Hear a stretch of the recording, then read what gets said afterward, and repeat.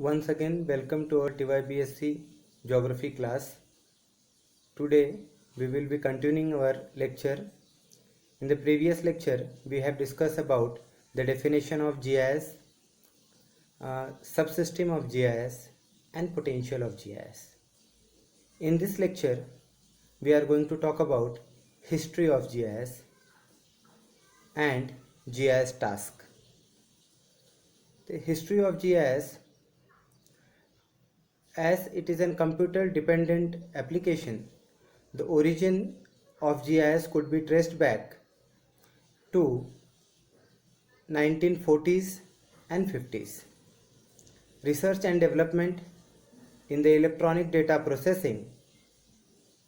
In those years, it finally led to a successful implementation of computer aided geographical data processing in 1955 and database management in 1965. Student, अगर GIS की history के बारे में बात करें तो जीआईएस की हिस्ट्री दो हिस्सों में बटी हुई है। एक है फॉर्मेटिव ईयर्स 1960s से 1970s का जो दौर है, और दूसरा है मैच्योरिंग ईयर्स जो अर्ली 1980s से लेकर 1990s के बीच का है। 1940s और 1950s के वक्त जब कंप्यूटर डिपेंडेंट एप्लीकेशन की शुरुआत हो गई थी, वहाँ से आप जीआईएस के डेवलपमेंट की या जीआईएस की शुरुआत को ट्रेस कर सकते हो, समझ सकते हो। और जब डेटाबेस मैनेजमेंट सिस्टम तैयार हुई 1965 में, तो यहाँ से एक ज्योग्राफिकल डेटा प्रोसेसिंग की शुरुआत हो गई। The CGIS, that is Canadian geographical information system, was conceptualized in early 1960s and become operational in 1971. CGIS एक कैनेडियन ज्योग्राफिकल इंफॉर्मेशन सिस्टम है और इसकी शुरुआत 1960 के दशक में हुई और ये 1971 में पूरी तरह से ऑपरेशनल हो गया, इसकी शुरुआत हो गई। The purpose of CGIS was to address the needs of lands and resource information management of the federal government of Canada. Canada सरकार के द्वारा उनके देश के लैंड रिकॉर्ड्स को अच्छी तरीके से मेंटेन करने के लिए इस सिस्टम की शुरुआत की गई थी 1971 में। The system has been recognised as the first GIS, और CGIS को फर्स्ट GIS के नाम से भी जाना जाता है। ऐसा माना जाता है कि कैनेडियन ज्योग्राफिकल इंफॉर्मेशन सिस्टम सही मायने में GIS की शुरुआत है।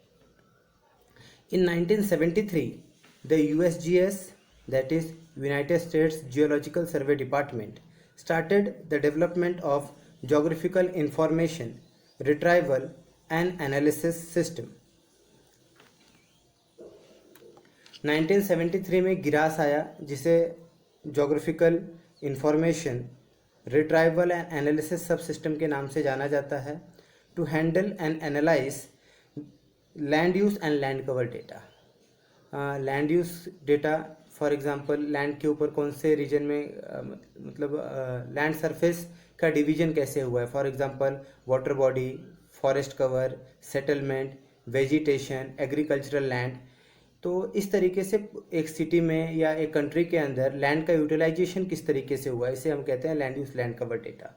तो गिरास सिस्टम आई 1973 में, जो कि land use land cover data की एनालिसिस करके स्टडी किया करती थी। There was a similar system developed in Europe. इसी प्रकार का एक सिस्टम यूरोप में डेवलप हुआ, जिसे हम Swedish land data bank SIDB, Swedish land data bank के नाम से जानते हैं। That was developed in early 1970s, और ये 1970s के दशक में इसकी भी शुरुआत हो गई थी, स्वीडिश लैंड डेटा बैंक की। It was developed to automate land and property registration.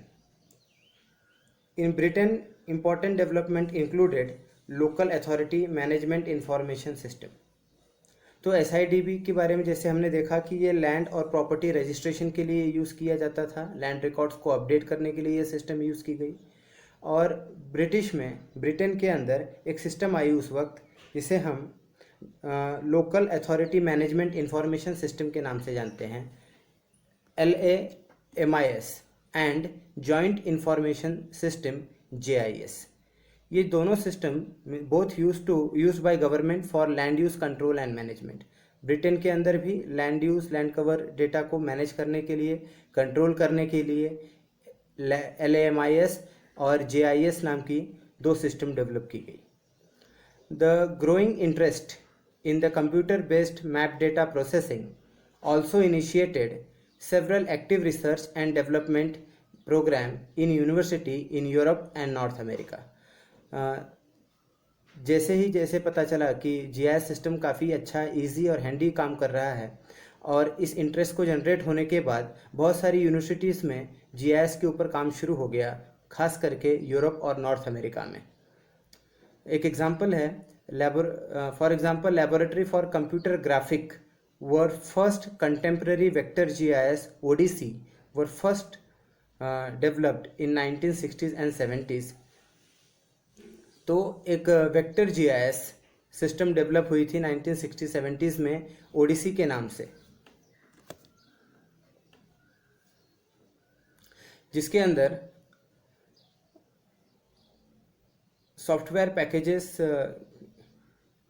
की एक शुरुआत की गई थी। मतलब GIS से रिलेटेड सॉफ्टवेयर की शुरुआत वहाँ से हो गई थी, और वेक्टर GIS की शुरुआत भी यहीं से हुई है। वेक्टर GIS मतलब एंटिटीज़ के ऊपर, पॉइंट लाइन एरिया के ऊपर, लैटिट्यूड और लॉन्गिट्यूड के ऊपर स्पेशल डेटा से रिलेटेड जो कुछ भी इंफॉर्मेशन है उसको रिकॉर्ड करने का काम उस दौर में शुरू हुआ था। अगर ऐसा देखा जाए 1960s एंड 1970s यहाँ पर GIS की काफ़ी डेवलपमेंट हुई, और ये जो दो डेकेड हैं, वहाँ उस दौरान बहुत सारे करीब hundreds of software packages were developed for handling and analysing the geographical information system और handling the geographical information. All the systems were developed and used by government agencies. और ये जो 100 से ज़्यादा सॉफ्टवेयर उस दौरान जनरेट हुए, ये सारे सॉफ्टवेयर गवर्नमेंट द्वारा यूज़ किए जाते थे, गवर्नमेंट की एजेंसीज इसका इस्तेमाल करती थी। Most of the early system were constructed using vector graphic. और जो भी सॉफ्टवेयर पैकेजेस शुरुआत के दौर में बनाए गए थे वो वेक्टर ग्राफिक के आधार पर बनाए गए थे, और इसमें से बहुत सारे एप्लीकेशन को सीधे तौर पे GIS का नाम नहीं दिया गया था। Many of this application were not labelled as GIS, but they laid a solid foundation for the growth of GIS and the important branch of IT in 1980s। तो अभी हमने फॉर्मेटिव ईयर्स की बात की 1960 से 1970s के दशक में। हमने देखा कि 1940s के दौरान जैसे जैसे कंप्यूटर सिस्टम डेवलप होने लगे और डेटाबेस मैनेजमेंट सिस्टम डेवलप हुआ, हंड्रेड्स ऑफ सॉफ्टवेयर डेवलप हुए उस दौरान, और land use land cover data को विशेष तौर से एनालाइज किया जाने लगा और उनकी इन्फॉर्मेशन को अपडेट किए जाने लगा। उसके अलावा लैंड प्रॉपर्टी रजिस्ट्रेशन के भी काम उस दौर पर हुए, और बहुत सारे सॉफ्टवेयर उस दौरान बने। तो सीधे तौर से उन्हें GIS का नाम नहीं दिया गया, पर यह बहुत बड़ा फाउंडेशन था GIS की डेवलपमेंट का इस दौर में। अब हम बात करेंगे मैच्योरिंग ईयर्स के बारे में। मैच्योरिंग ईयर्स ये अर्ली 1980s और मिड 1990s के दौरान की हैं। बहुत इम्पोर्टेंट एक बात हुई थी इस पीरियड में। एक टेक्निकल पेपर आया था कॉर्बेट का। The technical paper of Corbett was published in 1979 on the concept of topology was a major milestone in the development of GIS concept and relationship in the development of GIS concept and spatial relationship of collectivity, containment and adjacency among the topographic features, the concept of topological data structure। तो Corbett का जो paper आया 1917 में,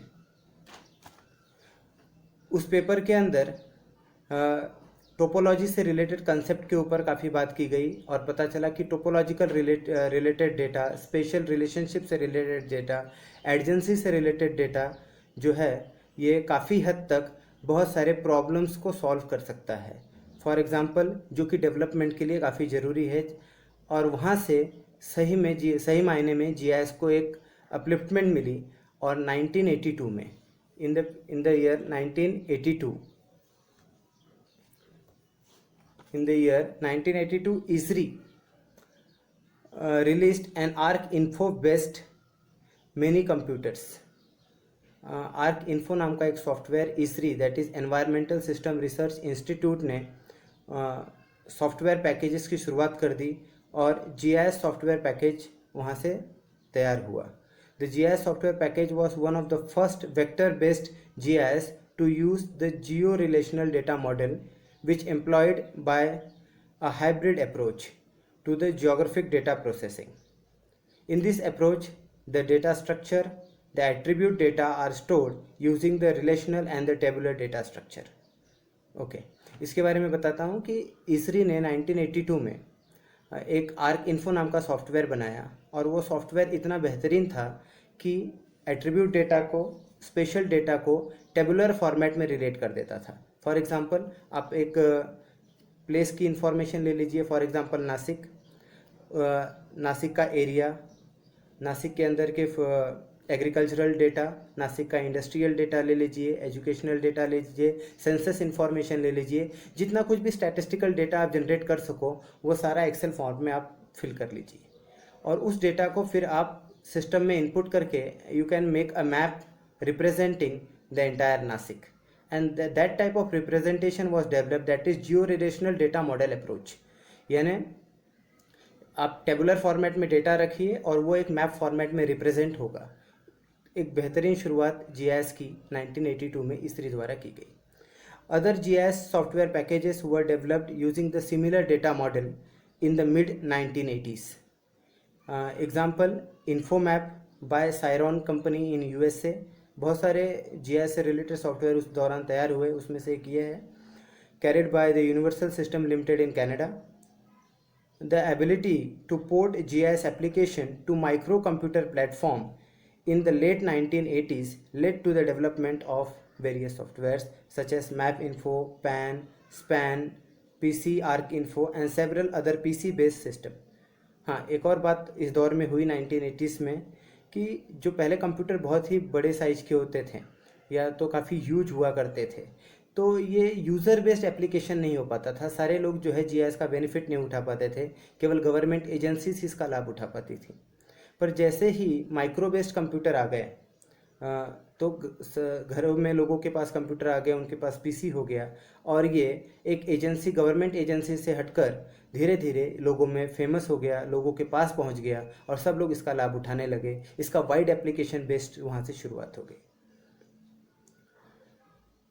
the focus of GIS development gradually shifted to the methods of data collection, quality and standard as well as the data analysis and the database organisation.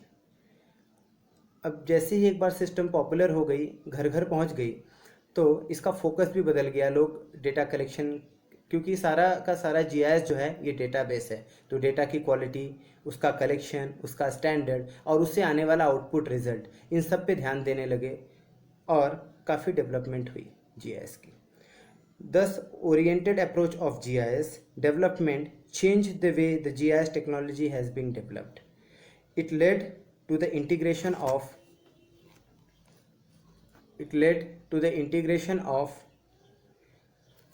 increasing the data with other types of business data. It also developed a system capable of sharing the technical data resources with one another. The development of GIS greatly accelerated by the phenomenal growth of computer technology in 1990s. और जैसे ही 1990s में काफ़ी तेज़ी से computer technology का विस्तार हुआ, उसी तरीके से GIS सिस्टम का भी विस्तार होता गया. With the advancement in the operating system भी जैसे पहले डॉस वगैरह हुआ करते थे, फिर विंडोज़ आ गया और अब तो हमारे पास लिनक्स, विस्ता जैसे बहुत सारे ऑपरेटिंग सिस्टम आ गए. तो जैसे जैसे ऑपरेटिंग सिस्टम के अंदर भी डेवलपमेंट हुई, GIS सॉफ्टवेयर भी एडवांस होते गए, एनहांस होते गए और एनालिसिस के बेटर रिजल्ट्स हमें मिलते गए. तो GIS का दौर काफ़ी बड़ा होता गया. With the advancement in the operating system, computer human interaction and geographic user interface design, ये बहुत इंपॉर्टेंट बात है. Computer human interaction and geographic user interface design. GIS become multi platform application. that runs different classes of computer as a stand-alone application as a time-sharing system.